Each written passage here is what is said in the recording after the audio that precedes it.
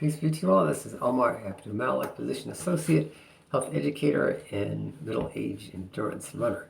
So this is Mental Health Awareness Month. That's from May 1st to the end of May 2022. So I just got off from work. I just saw my last patient some time ago. I'm now working in a private doctor's office. So I used to be a hospitalist before this.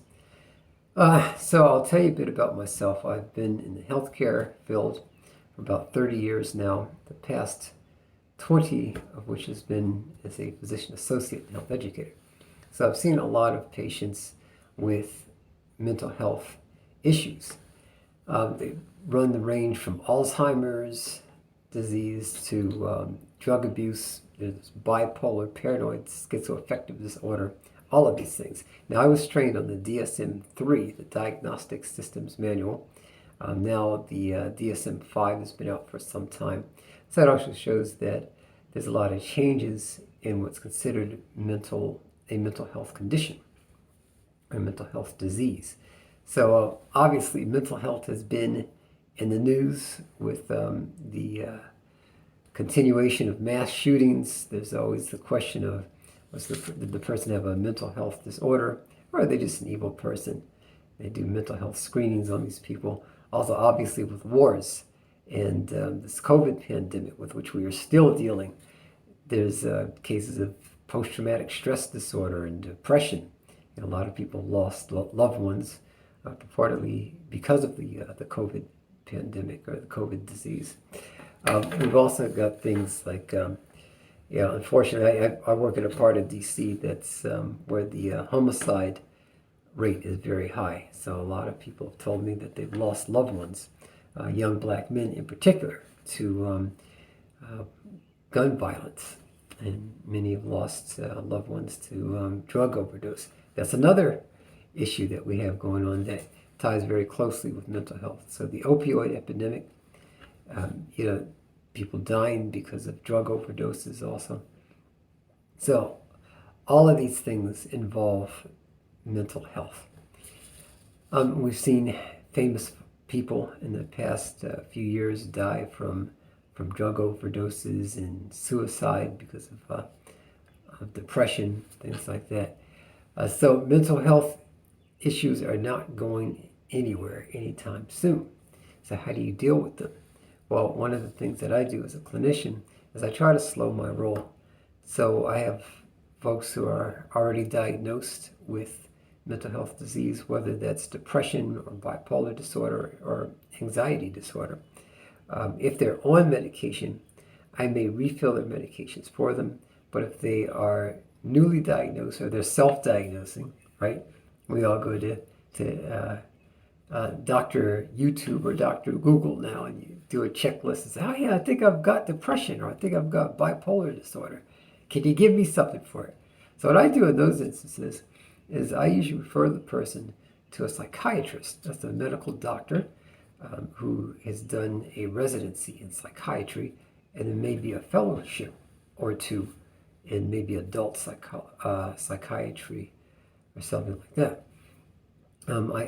I don't diagnose patients. I don't think that's a good idea for me to do because I'm not a psychiatrist. I haven't had the extensive level of training that they have. So that's why I refer them to a psychiatrist. Now, that the psychiatrist is the one who will start the person on psychiatric medications if the person needs it. And I'll do another video about the different types of mental health care specialists in the future, inshallah. A psychologist is somebody who kind of talks to the person about their problems and listens to them also. And they can do a lot of things like biofeedback and kind of, help the person get more involved in self-reflection and ask themselves why they think they're depressed or why they think they may have bipolar or things like that, and help them come to lifestyle modifications. I'm not a big proponent of throwing medications at a person's purported mental health issue if they are self-diagnosed. So let's let's talk about this first before people start getting out their prescription pads or getting on the computer, the electronic medical records, and start e-prescribing things to you. Let's talk about your issues first. I've seen a lot of commercials on YouTube now advocating for the use of counselors and peer counselors and things like that. I'll do another video also on mental health in the Black community. I think that's important. It's believed that approximately 55 million Americans, adult Americans, meaning those people above the age of 17, are suffering from some type of mental health illness, and that I think that's about roughly 22% of our population. So that's a pretty significant percentage. And worldwide, I think it's something like 19 or 20%. A lot of these issues have gone unaddressed, and people act out either through violence to members of their family or larger society, or even to themselves. So it's an issue that really needs to be dealt with more effectively. And we'll see what happens in these coming elections. It's in DC anyway. Mental health has been made into a political issue, where you've got a lot of people running for different offices, and they're promising to make mental health their number one issue. We'll see what happens with that.